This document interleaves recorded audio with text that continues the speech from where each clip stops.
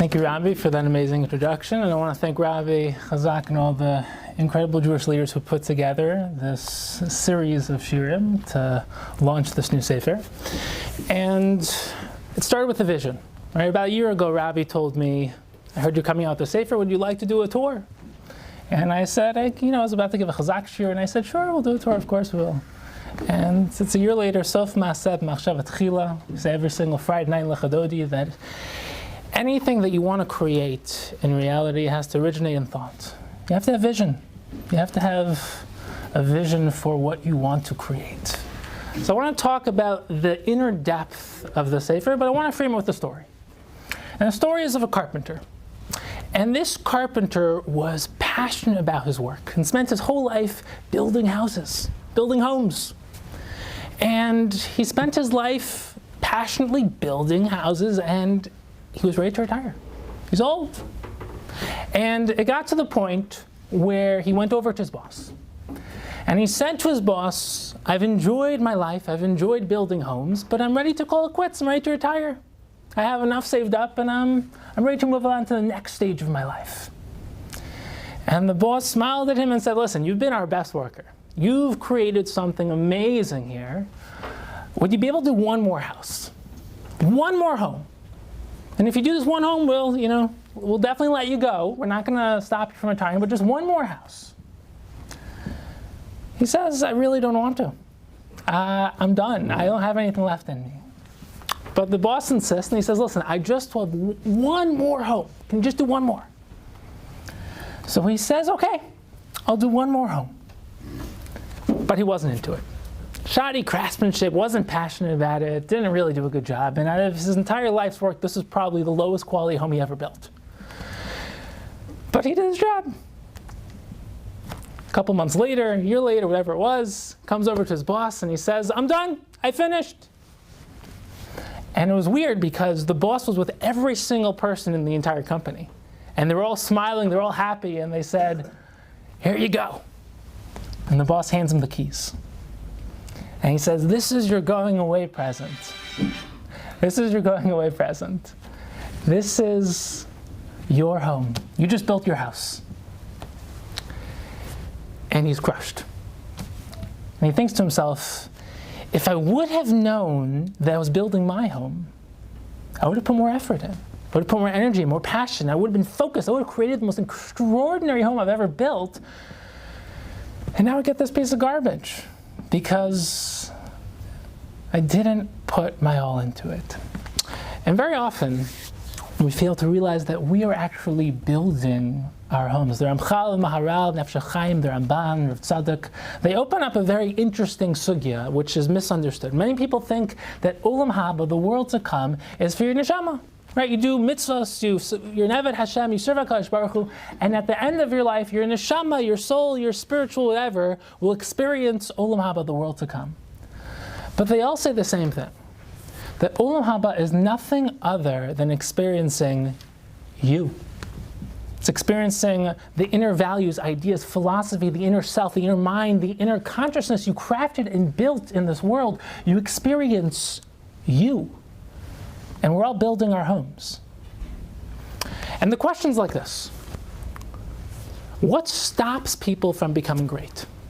What stops people from achieving the extraordinary, from truly living? Because we all love inspiration, and we've all been inspired where we go to an inspirational shiur, we say, yeah, I'm going to take my life to the next level, I'm going to start learning and growing, and that's great. But what stops us? What stops us from truly building the most extraordinary home imaginable and becoming unbelievably great? Now, one of the truly unfortunate explanations is there's very often misunderstanding of what greatness is. And I want to talk a little bit about greatness, but the concept of misunderstanding is essentially fundamental to all learning. Because every single word can be misunderstood. You say, I love pizza, you say, I love you to your wife, to your husband. Those are the same words, but they hopefully mean very different things. And fundamentally, every word, every concept, every mitzvah, every idea can be broken up, can be opened up, can be understood in many different ways.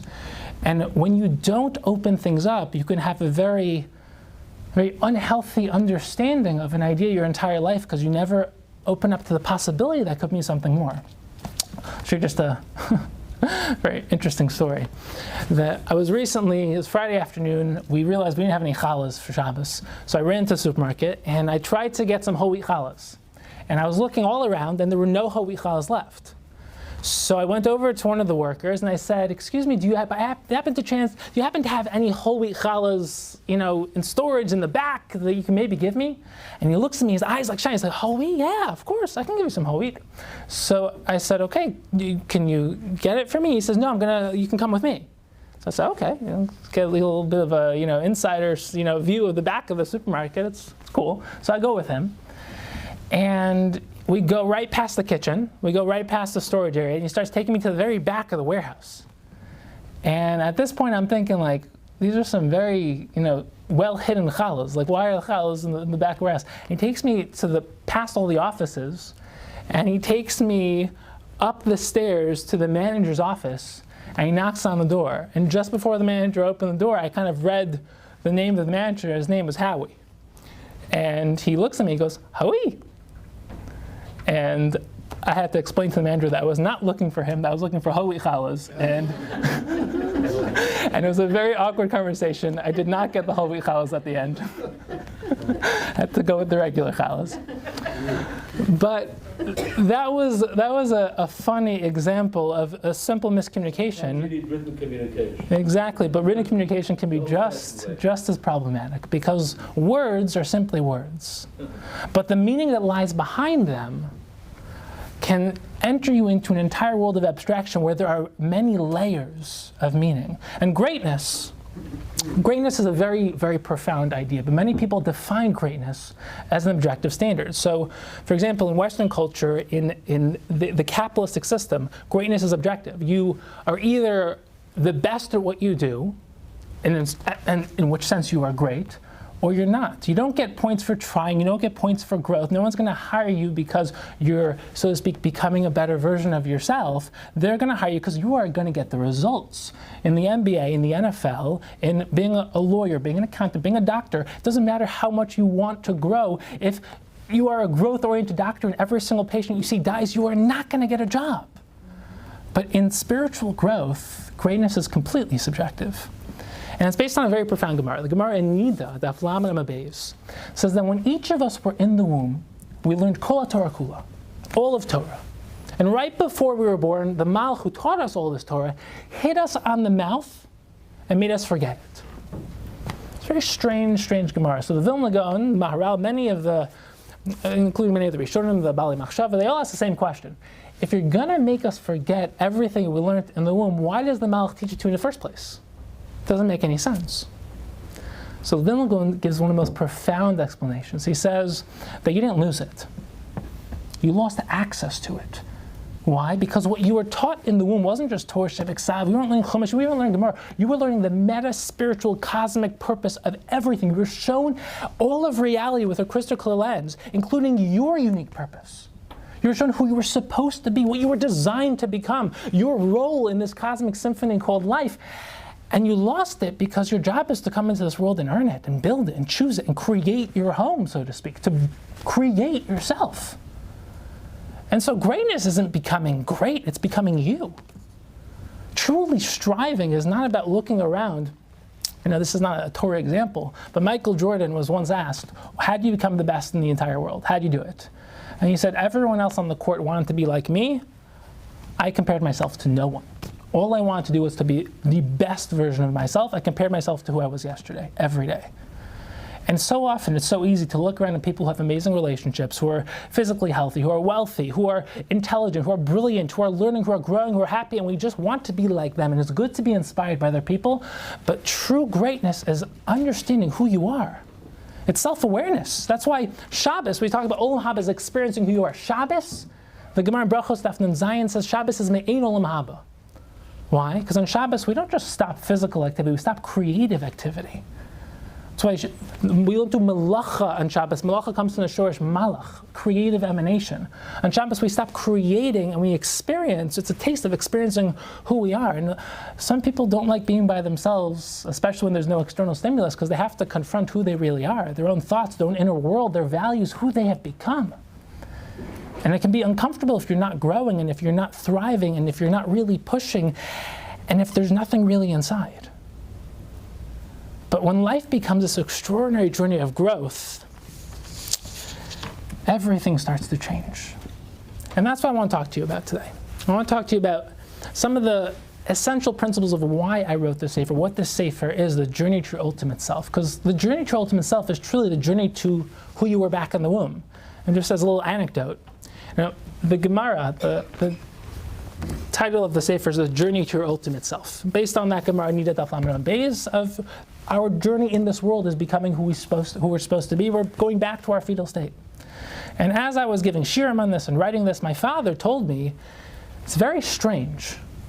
You're not going to believe this, but at your bris, I mentioned that very Gemara. I mentioned that Gemara. That Gemara has become essentially my life. And he told me this a couple months ago because I was actually about to have the bris of my firstborn son, my Bechor. And I watched the video of him giving that shiur at my bris, and I just got the chills. And as you can probably tell where the story is going, I obviously shared this very Gemara at my son's bris as well. And the question we need to ask ourselves is this: how do you take that journey? What is that journey? Because when I was younger, I was a very normal person, and my life fell apart. I got sick, I was facing death on a daily basis, and I got to ask myself the questions that most people only ask when they're a lot older, which is, why am I in this world? What am I doing with my life? And if I'm only going to live a couple of days, what am I doing with the life I have left? And Baruch Hashem, I got better, but I didn't stop asking those questions. And my journey really led me towards the question of why. Why do we do what we do? Why do we think how we think, say what we say? What is the purpose of life? And when I was younger, I thought that what we really needed in life was inspiration. Right? We want to be inspired. And don't get me wrong, inspiration is great, but when inspiration becomes what we really want in life, we're putting a Band-Aid over a fundamental issue, which is that inspiration is wonderful, but it's fleeting and it's not real. What we really need in life is depth. We need ideas, wisdom. We need to open up into the deepest realms of Torah. And deep Torah is often inaccessible. You go to a very deep, philosophical, conceptual, mystical shiur, and you walk out basically asking yourself, that was wonderful, what did I actually learn? And the brilliant among us are engaged in the deepest aspects of Torah, and everyone else is hearing Vartlach, inspirational shiurim, inspirational ideas, a cute halachic topic here, a cute concept here, but no one's building a systematic inner philosophy to understand every aspect of life. And the goal was to create a sefer that is literally focused on the essential core concepts of life, that is inspiring, accessible, and engaging.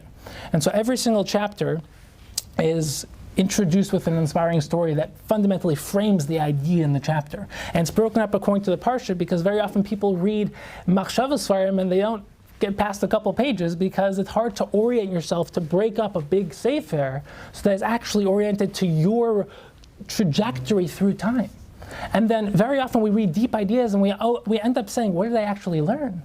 So at the end of every single chapter, there's a summary of all of the fundamental concepts and ideas in each chapter. And there's discussion questions to bring it into a social environment, for the Shabbos table, for a chavrusa, for a spouse, for a date, to bring it into your life so you can talk about it and have thinking questions to bring whatever you learn in the chapter into your life. And then there's action points. As the well-known phrase goes, the greatest distance in the world is between the head and the heart. And very often we don't know how to act on the depth that we just learned. We hear under deep philosophical concepts about relating to Hashem, the spiritual world, and mitzvos, and how to relate to different philosophical ideas, and we say, what does this actually mean to me, to my life? So every single chapter ends with very concrete ways of bringing it into your life and actualizing it. What I want to do in the little time we have tonight is I want to delve into some of the essential aspects of the Sefer. Because what we could do is we can just read a chapter, and that would be great. But as the author, I want to give you the underlying conceptual framework of what this Sefer is. And the best way to start off is, what is the purpose of learning Torah? Because very often, people learn Torah.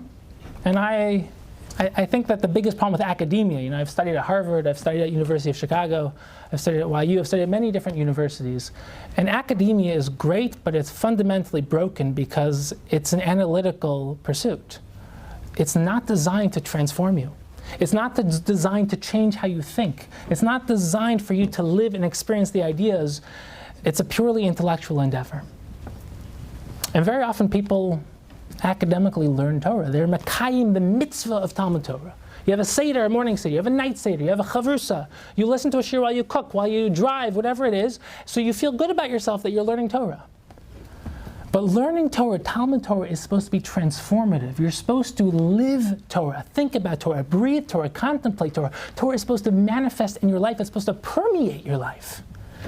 And when you go into a shiur and go out of a shiur unchanged, that's not a true kiyum of Talmud Torah.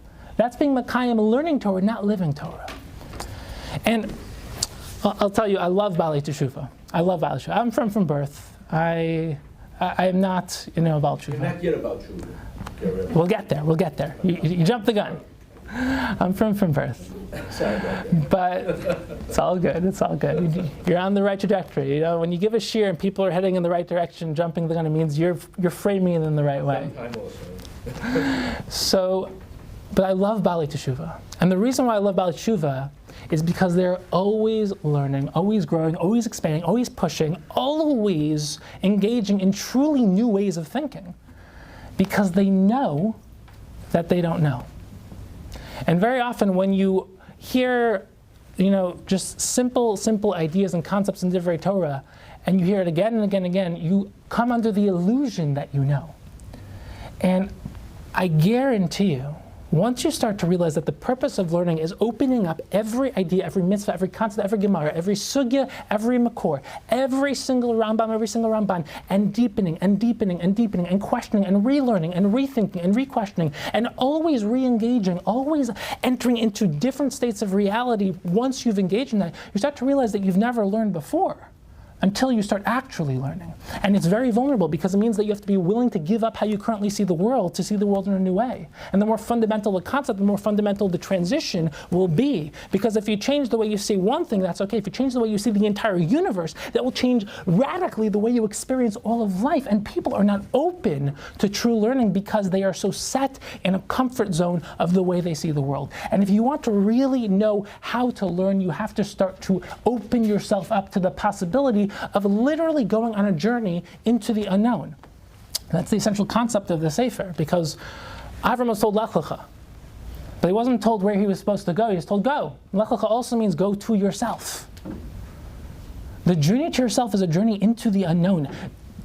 If you know where you're going to be in 10 years, that's very sad. If you have a goal, that's great, but if you know where you're going to be, that's very sad. It means that you are not growing. Growing means you have to literally go on the incredible journey towards your ultimate self, wherever the truth takes you, wherever the ideas take you, wherever HaKadosh Baruch Hu takes you. And we are so comfortable being comfortable that we don't actually strive for greatness, because greatness means giving up who you are for who you can, must, and should become.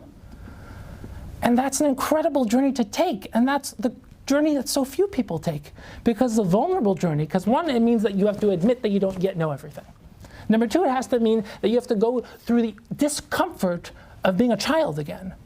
Because anyone who's achieved any success, you can rest on your laurels and just ride what you're already good at. But if you're a professional, if you're seen in the public in a certain way, and you're literally rebuilding certain parts of your life, it's very embarrassing, because people want to think that they're already complete, they're already great the way they are. But once you realize that the greatest joy in life is pulling yourself apart and putting yourself back together, is engaging in core learning and framing the way you see the world, you start to realize that you've never been living until you start becoming a child again and questioning, deepening, and learning everything. Every mitzvah, every halacha, every sugya, every amar gemara, every rishon, every aspect of Torah is infinitely deep. And when you're satisfied with a good Dvar Torah that repeats something you've heard 150,000 times and doesn't tell you anything new, that's not Torah and that's not learning. Torah must be new, it must be expansive, it must be paradigm shifting. You need to change the way you see the world, not to fundamentally throw away what you had before, but to deepen and deepen. And that's the essential concept of Torah, which is perhaps the most profound concept of the Sefer, is the concept of oneness. It's very easy to break things down to different categories. Right? We have Tanakh, we have Torah Shabbat Peh, we have Mishnah, Gemara, Midrashim, Rishonim, Achronim, you have Halacha, you have Machshava, you have Musar, you have Ashkafa, and it's very easy to listen to Shiurim, to learn Torah, and to literally isolate learning what you're learning and say, this is Tanakh, this is Halacha, this is Machshava, this is Musar. But when you start to realize the interconnectedness of all of Torah, I'll give you an example. Have you ever learned anything, any shiur, listened to any shiur, read anything, and what you're learning requires you to learn something else, because what you're learning quotes a Gemara here, it quotes a Rishon here, it quotes a sugi over there. And when you're learning about matzah, you have to learn about, hilchos, you have to learn about ownership. And ownership, you learn about kinyanim. And kinyanim, you start learning about shomer chinim. And shomer chinim, you start learning about, and all of a sudden you start realizing that to learn anything, you need to learn all these other things. And to learn this, but you don't actually do that because you're focusing on one thing. But you realize that you're lacking, because in order to really understand this, in order to understand this Rambam, you have to understand that Rambam. In order to understand this pasuk, you have to understand that pasuk. In order to understand this sugya, you have to learn that sugya. And you start to realize the oneness of all of Torah, but very, very few people pursue the oneness of Torah because it does become a little overwhelming. Right? So we just isolate and we listen to whatever we're listening to. We say, okay, I don't really understand this because I have to understand this, but I will simply do that at a different time, and we don't. When you start to realize the oneness of Torah, you start to appreciate what Torah is, because I've learned many different sciences, and science is a system, and science is admired because it's a system. Right? It's a real science. Torah is the greatest science that exists because it's the source of all science. And science, the fundamental concept of science, is an interconnected, harmonious system where everything adds up, and if you understand how to plug in anything, it plugs into everything else. And no one thinks that Torah is that same thing. You just learn Dvar Torah. You hear a shiur. Torah is the most brilliant science. It's the source of science. But to truly admire Torah, you have to really understand the oneness of Torah. To understand any sugya, you start realizing every other sugya comes across, and that means that whenever you learn anything, you want to bring everything you've ever learned to that what you're learning, and you want what you're learning to affect everything you've ever learned. You want to engage in a true cosmic explosion of learning, where literally there's just infinite reverberation, where everything affects everything. And it's the most incredible thing when you start to realize that, because then Torah becomes the most. There are people who are mekayim in the midst of Talmud Torah because they think it's the Ratzon Hashem. Torah's chayim hi. When you are really engaged in Torah, you come alive. Your entire life changes. Everything changes. Because you're tapping into existence itself. And I would say the most important principle, first of all, in terms of how this Sefer works, every chapter is an isolated chapter. And every chapter has footnotes connecting to every other concept, every other example in this entire Sefer that relates to what you're learning. So if you're learning something, say, this is really interesting, I want to deepen that, you can go to that chapter, you can go to this chapter, you can go to this, you can go to that. You start to realize how there's no such thing as an isolated idea. That's literal symptom, that's literal, so you literally have broken up Torah into isolated pieces. The true wisdom of Torah is the interconnectedness and oneness of the inner wisdom of Torah. It's the understanding how there are layers and layers and layers. And machshava is the underlying why. And lamdus and gemara is understanding the application of Torah Shebeksav. And halacha is living Torah. But you break up halacha and say the why behind halacha, not in terms of if I'm going to do it, but how do I do it? Understanding how to deepen the way you live Torah. But the most profound principle in this entire Sefer, in terms of the underlying principle, is the answer to a fundamental question, which is, in every shiur you've ever heard, especially a machshava shiur, musar shiur, the Rav will, at one point, the teacher will at one point say, and we want to connect to the spiritual. Right? We want to connect to Hashem, connect to the spiritual. Now, if I were to ask you, what does that mean? What does that mean? It's something we've heard 100,000 times before, and we nod our head and we say, yes, I want to connect to the spiritual. Now, number one, is that a fluffy, fluffy thing you say at the end of a shiur to be mekayim to connect to the spiritual? Does that actually have any content, any substance? Does that mean anything? So one option is that it's really just a fluffy thing you put at the end of the shiur. If you ask most teachers, they won't be able to give you an actual explanation of what they mean by connecting to the spiritual. But the other option is that it's only for the elite. It's only for the intellectuals, the philosophers, the greatest among us will contemplate the nature of existence and connect to the most ethereal, conceptual, spiritual ideas, and everyone else will hope. One day I'll get there. Maybe I'll have a flash, an inspirational experience. I'll experience Hashem sometime. But the third option, based on the Maharal, the Ramchal, the Ramban, is that the concept of the infinite, the ethereal, the spiritual, the transcendent, fundamentally permeates every aspect of reality. Philosophers talk about how this world's just a place, and you reside in this place to connect to the infinite as a separate concept, meaning you separate yourself. Buddhist monks will contemplate the nature of reality by literally sitting on a mountain and removing themselves from physical experience. The most fundamental concept is the oneness of the physical and spiritual, the infinite and finite, the ethereal and the corporeal, because the physical emanates from, is a projection of the infinite. The Maharal, the Ramchal, the Ramban, they say that the Midrash Estakel Baraisa Bar Ama, Kadosh Baruch Hu looked into the Torah and created the world, opens up all of reality. Because the physical universe is an expression, a manifestation, a projection, emanation of the spiritual cosmic source. It's like a seed that manifests into a tree. It's like a zygote that becomes an expressed human being. It's like you look at a screen, and where's the projector? Oh, what I'm looking on the screen stems from a projector. Now, it's so easy to get caught up in the surface, in the expression, and not understand that all of life is sourcing things back to their root, to their source, to where they come from, and understanding that the expression is a manifestation of the source. And for example, Avram looked at the expression, the physical world, and said there must be Hashem. So he sourced from the physical world back to Hashem. Shlomo understood all of Torah. And Chazal say that he used the Torah to understand all the physical world, because it's a two-way street. You can go from the expression back to the source, from the source to the expression. It's ideal to go from the source to the expression. We can talk about that at a different time. But you understand the oneness of all of reality. It's like all of mitzvahs. You think if we're a spiritual people, Klal Yisrael are spiritual people, we should be like Buddhists, right? We should meditate, we should contemplate. Mitzvahs should be all philosophical, spiritual, intellectual. You can literally count on your hand the amount of spiritual mitzvahs there are. Believe in Hashem, right? Don't serve idolatry, don't be jealous.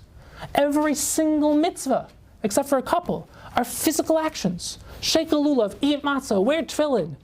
Why are we a physical people? We're the most spiritual people. Klal Yisrael. Because true spiritual living is the harmony, oneness, and synthesis of physical and spiritual, infinite and finite, transcendent and manifest. And when you understand that, you understand how to use every aspect of the physical world and source it back to. That's why Bali Machshava opened up every aspect of the physical universe, every aspect of human experience, human emotions, psychology, philosophy, mathematics. The Maharal uses mathematics in Machshava in the most brilliant way. How can you do that? Who cares about math? Who cares about psychology? Who cares about your human body? Connect to the spiritual. But every manifestation in this world is a gilui, is megala, the sourse. And true Torah living is understanding the harmony and oneness. It's engaging full throttle in the physical world. That's why, we believe in marriage. No, it's animalistic. We believe in drinking wine. No! Muslims don't drink wine. Christians don't need celibacy. The idealism of Torah is absolute oneness. It's uplifting. You hear uplifting the physical. It's a very, it's a beautiful concept. What does that even mean? It means understanding how the spirituals manifest through the physical. I'll give you a mashal. What's a mashal? Use a mashal when you can say the thing itself, right? If someone's trying to tell you something so abstract and deep and philosophical and you just can't put it into words, use an analogy. So I was explaining to you the physical world was an expression of the spiritual, so I gave you analogies. I gave you an analogy of a seed becoming a tree, a zygote becoming a human being. What you see on the screen is from a projector. So what's the mashal? What's the mashal Kadosh Baruch Hu gave us for the spiritual, for the infinite, for the transcendent? The physical world. It's a manifestation. It's megala, that which is infinitely deeper. And you say that's what would that look like, by the way? Just so you understand, what would that actually look like? That would mean that every time you look at a physical surface, you're deepening. You're getting past the surface. You're contemplating. You're almost you can say you're projecting ideas onto the surface, but you're actually not projecting. You are simply understanding what lies beneath the surface. And you say, I can't do that. That sounds so difficult. How can I do that on a daily basis? Maybe once in a while when I feel spiritually inclined, when I feel inspired, but I can't do that. You're doing that right now. Can you see my thoughts? Can you see my emotions? Do you know what's going on inside my head? Absolutely not. But right now, I am breathing in, neshima, I am breathing out, I'm expressing my neshama, and you are now receiving vibrations in your ears, and those vibrations are turning into sounds, those sounds are turning into words, those words into sentences, those sentences into, expanded ideas, and you are now translating what is going on inside of me, inside of you, and now what was once inside of me, invisible, transcendent, ethereal, infinite, you can't access anything inside of me. All of a sudden, everything inside me is literally inside of you. And you do it without thinking, without trying, it's just natural. You are literally trained from an early age. And it's amazing watching my son, who's now 3 months old, starting to engage in the world and do this. You are literally naturally inclined to access that which you can access through a limited medium of expression. And that's all of life, is getting past the surface and understanding how to truly experience that which you think you can experience, by recognizing that it is actually what you are experiencing, but mistranslating and misidentifying. And that's when life opens up. That's when, and it's one of these things where there was a transition in history.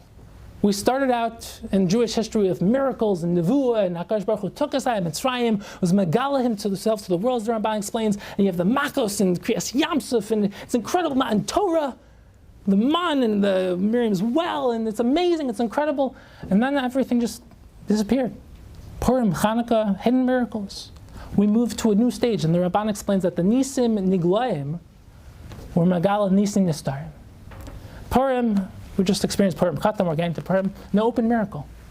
You have to learn how to read the pieces. You have to learn how to see the brilliance within the natural, see the transcendent within the manifestation.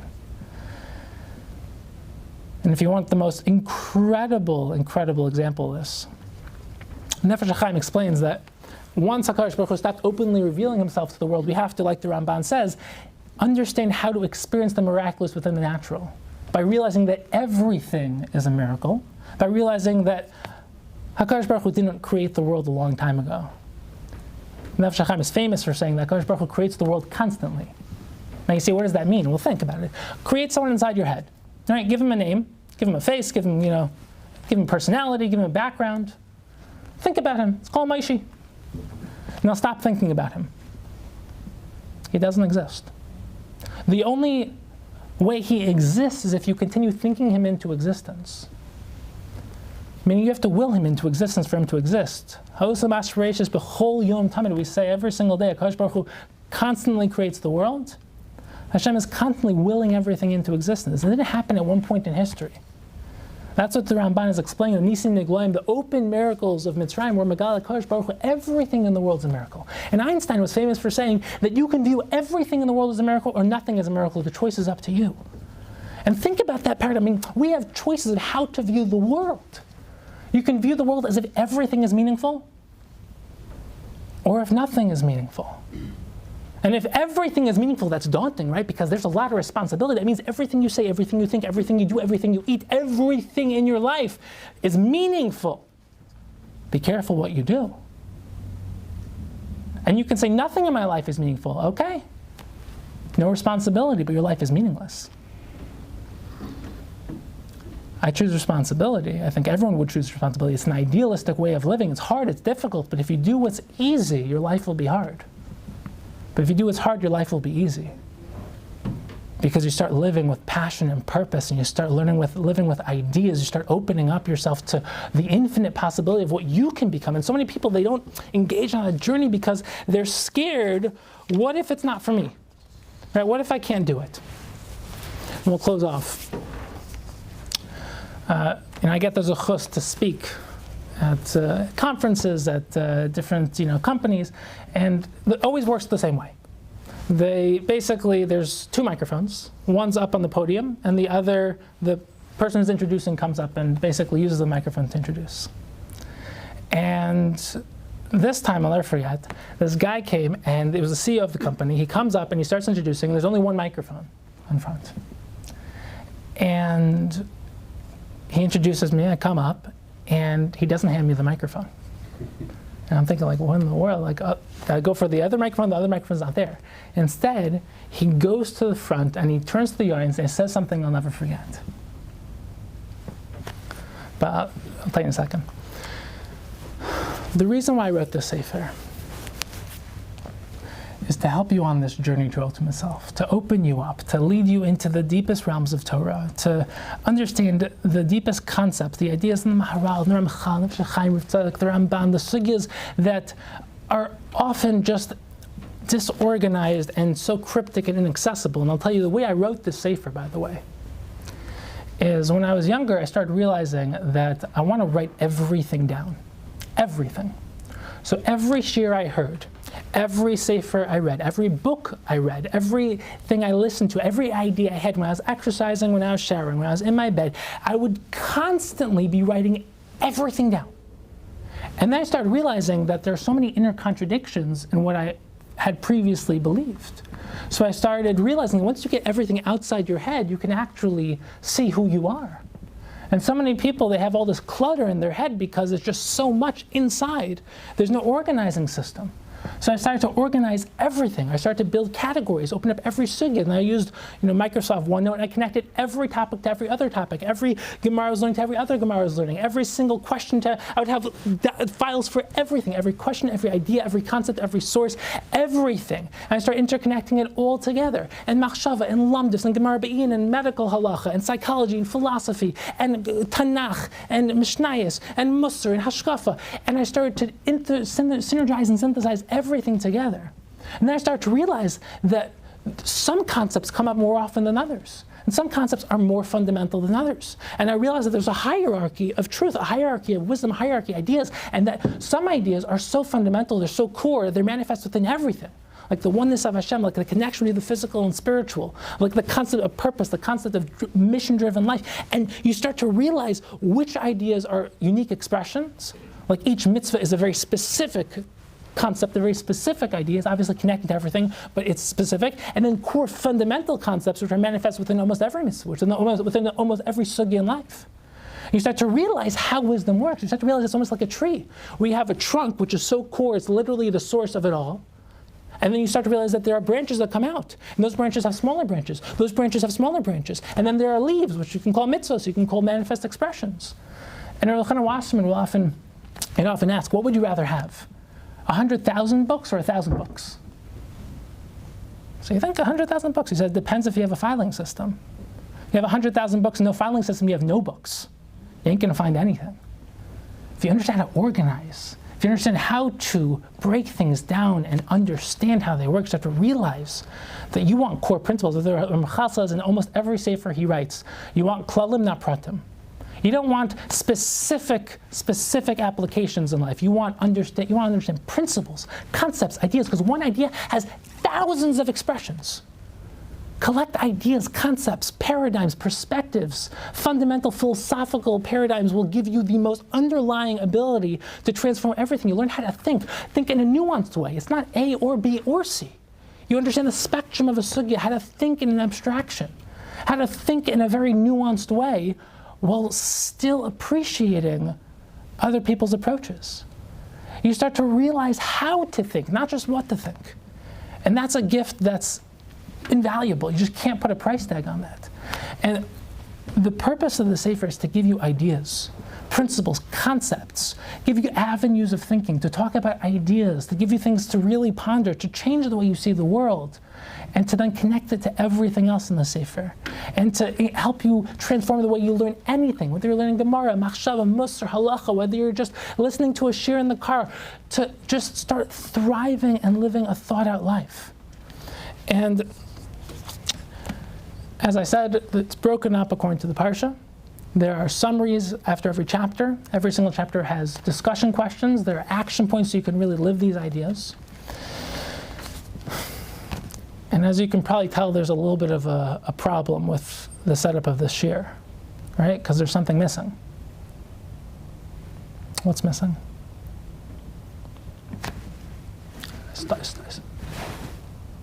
Microphone. What happened to that story? Right? The microphone. The microphone story, right? There's something wrong with that because you don't start a story and not end it.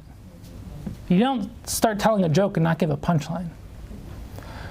Well, I'll tell you, the just simple fact of life is that we're all here in a setup. Right? Our story has all started. And when you realize that, you start to say, wait a second, if I'm also living a story, how can my story not have a direction, not have an ending, not have a conclusion? When you start to realize that you're writing your story, that you are crafting, molding yourself, you're building your home, you're building your house, why not write the greatest story of all time? No, it's not for the great out there. It's not for the people you look at the front lines. It's not for the people who are famous. It's not the people who are gifted. It's for you. You are going to write an incredible story. You are going to do something incredible with your life. It doesn't matter what it is. You're going to figure it out. You're going to take that journey. But it comes with just the simple transition point of saying it's possible for me to do that too. I am destined to go on my Lech Lecha journey. I am destined to expand my spiritual, intellectual, emotional, physical, financial, relationship, social, every aspect of my life will expand, will grow, will increase. I am going to become the best version of myself. I'm going to live the greatest life possible. I'm going to not just live an inspired life, but an inspired, thought out, deep, systematic, incredible life of Avodas Hashem. I'm going to live my ultimate self. And that's really why I wrote this Sefer. It's to help you take that journey, to inspire you to take that journey, to give you a framework, a systematic framework of taking that journey, to deepen every aspect of your life. And I ask you, I implore you, I invite you, I'm going to go to the front here, and I invite you all to get a copy of the Sefer you can get for your family as well. And I want to thank you all for coming, and I hope we can all take the journey to our ultimate selves.